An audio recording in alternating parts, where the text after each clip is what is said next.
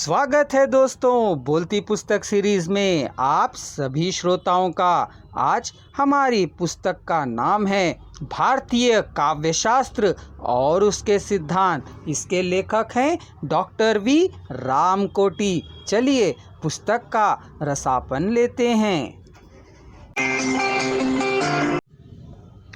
मुक्तक। मुक्त शब्द में कन प्रत्यय के योग से मुक्तक शब्द निष्पन्न हुआ है, जिसका अर्थ होता है अपने आप में संपूर्ण या अन्य निरपेक्ष। अतः मुक्तक काव्य से तात्पर्य उन छंदों से है जो अर्थ की अभिव्यक्ति में स्वतः समर्थ हों। मुक्तक के कुछ भेद भी हमें दिखाई देते हैं, जैसे मुक्तक एक श्लोक में पूर्ण होने वाली रचना, युग्मक 2 शब्दों में पूर्ण होने वाली रचना, विशेषक 3 छंदों में पूर्ण होने वाली रचना, कलापक 4 छंदों में पूर्ण होने वाली रचना, कुलक 5 या उससे अधिक छंदों में पूर्ण होने वाली रचना, कोश परस्पर समृद्ध छंदों का संग्रह, प्रदटुक एक कविवृत्त छंदों का समुच्चय, विकीर्णक अनेक कवियों द्वारा रचित छंदों का संग्रह, संघात एक कवि द्वारा एक ही विषय में रचित छंदों का संग्रह। मुक्तक का हमें निम्न वर्गीकरण भी उपलब्ध हैं, देखें। संख्याश्रित मुक्तक, सतसई, शतक, बावनी, पच्चीसी आदि। वर्णमालाश्रित मुक्तक, 12 खड़ी, ककहरा, अखरावट आदि। छंदाश्रित मुक्तक, चौपाई, दोहा, कवित्त, छप्पय आदि। रागाश्रित मुक्तक, गरबा, लावणी, कजरा, धमाल आदि। ऋतु एवं उत्सव मूलक मुक्तक, फाग, होली, बारामासा, सोहर आदि।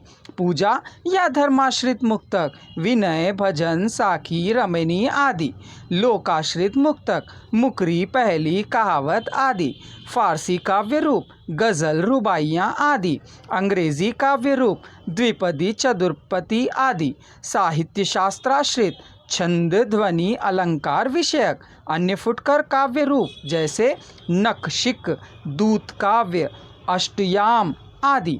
ऐसा माना जाता है कि भारतीय काव्यशास्त्र में आचार्य रामचंद्र शुक्ल के वक्तव्यों से मुक्तक काव्य में रसानुभूति के प्रश्न को लेकर विद्वानों में अनेक भ्रांत धारणाएं उत्पन्न हो गई हैं। ऐसा भी माना जाता है कि कुछ विचारों ने तो मुक्तक में रस की स्थिति पर ही प्रश्न चिन्ह लगा दिया है।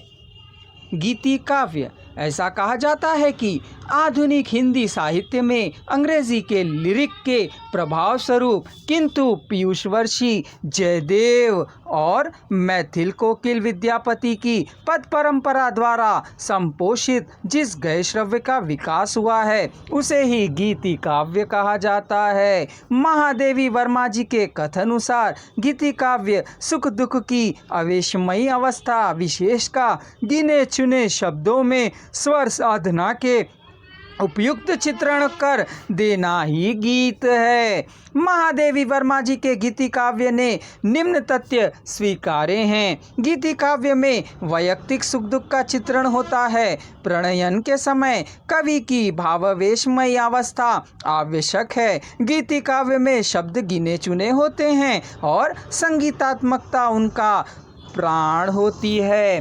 गीति काव्य में अवस्था का चित्रण होता है, ना कि वर्णन। गीति काव्य के कुछ प्रमुख भेद हैं: प्रार्थना गीत, राष्ट्रीय गीत, प्रयाग गीत, शोक गीत, उत्सव गीत, रंबोद गीत, प्रेम गीत, रहस्यवादी गीत आदि आदि। दृश्य काव्य।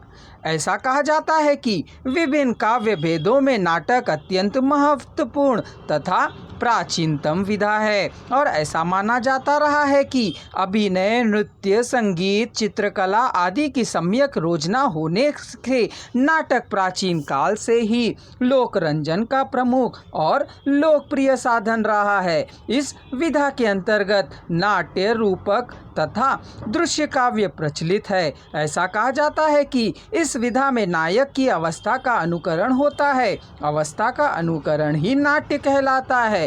दृश्यात्मक होने के कारण उसे दृश्य काव्य या रूप भी कहते हैं। नट में राम आदि की अवस्थाओं का आरोप होने से यह रूपक कहलाते हैं।